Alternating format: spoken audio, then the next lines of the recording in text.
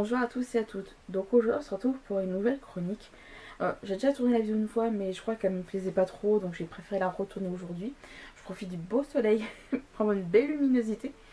Ça fait du bien avec tous ces mois de grisaille.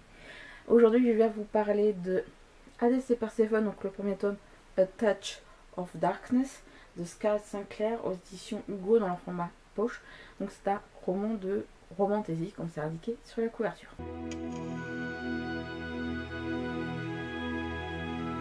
C'est une réécriture en gros du mythe d'Hadès et Perséphone version 21e siècle. Perséphone va donc devenir une humaine, on va prendre l'apparence d'une humaine, va donc être embauchée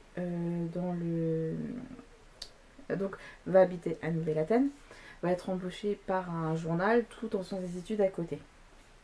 Jusqu'au jour avec l'une de ses amies, elles vont aller à Nevernight, qui est donc le bar qui est tenu notamment par Hadès. Perséphone n'a jamais vu Hadès, parce qu'évidemment sa mère Déméter l'a toujours gardé près d'elle. Elle n'a jamais spécialement côtoyé les autres dieux, parce que sa mère ne veut pas.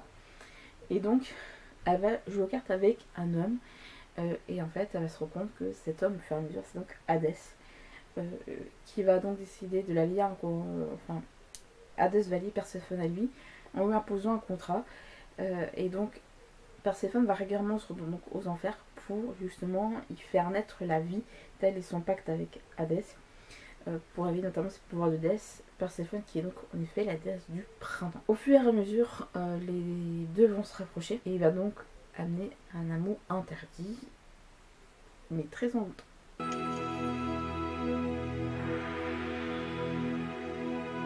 Comme je l'ai dit, je vais le résumer, c'est donc une réécriture en mode 21e siècle du mythe du Perséphone, d'Hadès et Perséphone. C'est pas la première fois que je vois ça, j'avais lu les...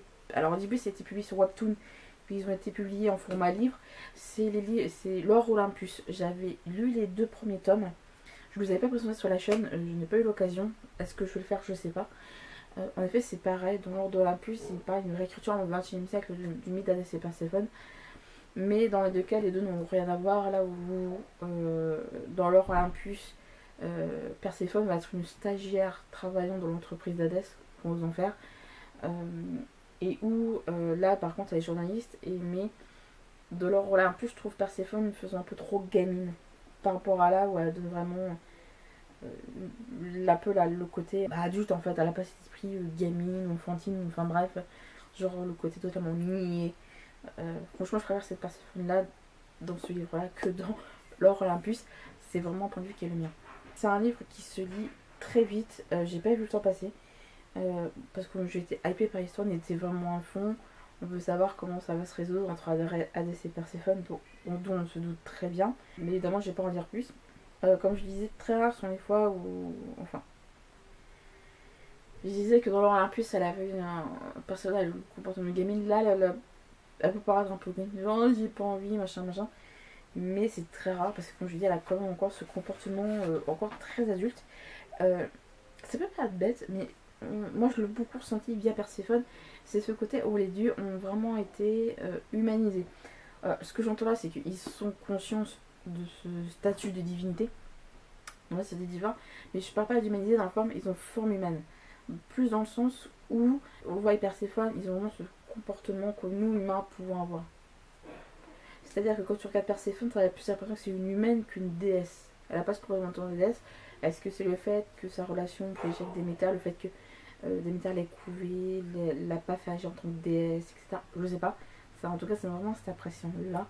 C'est vraiment un point de vue qui est le mien, mais je trouve que ça permet vraiment davantage d'attirer au personnage. Pour Hadès, il a vraiment ce côté où il vit au travers de comment les autres le perçoivent, de l'image que les autres ont de lui. C'est-à-dire quand on parle le dieu des morts, etc. Il est froid, il est distant, il juge les morts, enfin il amène à tel endroit des enfers, etc. C'est beaucoup plus complexe en effet que ça. Mais que ce soit Hadès ou Perséphone, les deux vont agir sur l'autre, ce qui va apporter une toute autre dynamique dans la suite du roman. Oui, la présence d'informations mythologiques, en tout cas d'éléments liés à la mythologie grecque, est important. C'est la base, hein, on va pas réécrire le mythe d'Hadès et Perséphone comme ça. Par exemple, il parle de la relation qu'il peut y avoir entre Aphrodite et son mari oublié. comme quoi les deux s'aimaient pas trop, bref. C'était un mélange arrangé, le fait que par exemple Déméter, la principale Hadès, le fait qu'elle ait vraiment couvé Aphrodite, qu'elle l'a pas fait agir auprès des autres dieux, etc. C'est un peu normal, mais c'est bon, plus le côté remaniement 21e siècle qui est plus mis aussi en avant là-dessus. On va toucher un petit point sensible qui est le côté plus 18. Alors, je peux comprendre que tout ce qui est romantasy, la dark fantasy, la dark romance, tout ce que vous voulez, il y a beaucoup de ventes qui se font, mais évidemment toute polémique autour par rapport à certains types de relations. Alors, jusqu'aux 3/4 du roman, Hadès et Perséphone ont des genres un peu distantes, mais sans plus. Mais vers les 3/4 du roman, il commence à avoir des scènes un peu hot. Alors, il y a eu 2 scènes où ils sont pas allés jusqu'au bout de l'acte, si je peux me permettre.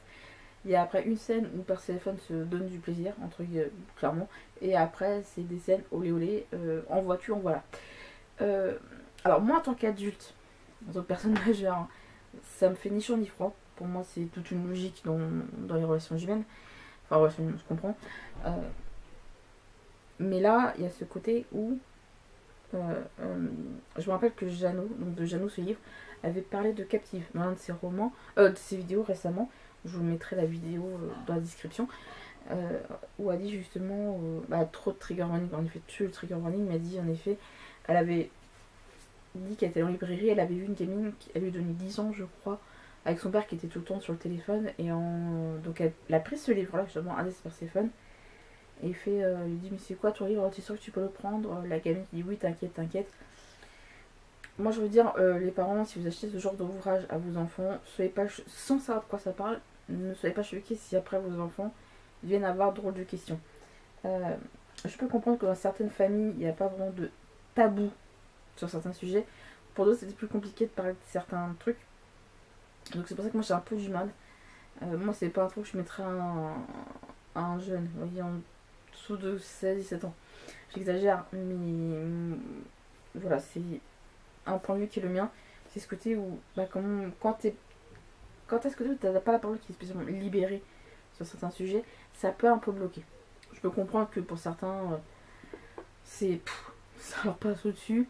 Moi, c'était le cas. Ça m'a passé au-dessus, mais parce que je suis adulte, j'ai pas d'enfant.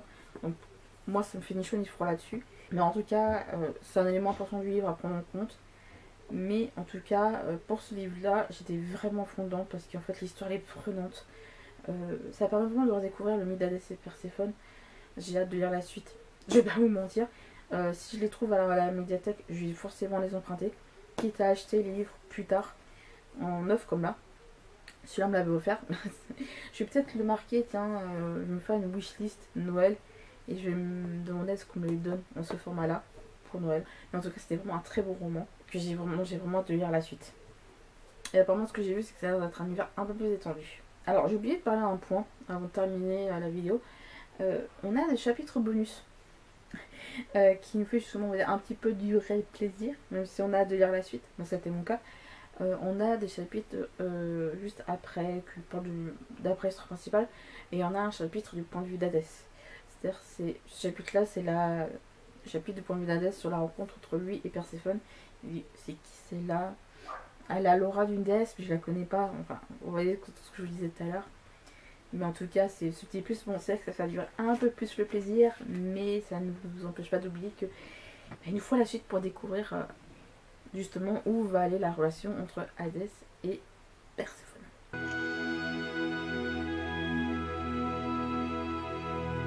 Ma chronique sur Hadès et Perséphone, donc le tome 1, A Touch of Darkness de Scarlett Sinclair est terminé. J'espère qu'elle vous a plu. Si vous avez lu le roman, si vous tente ou pas du tout, n'hésitez pas à me donner votre petit avis en commentaire. Je serai ravie de vous lire. Et sur ce, je vous dis donc à la prochaine.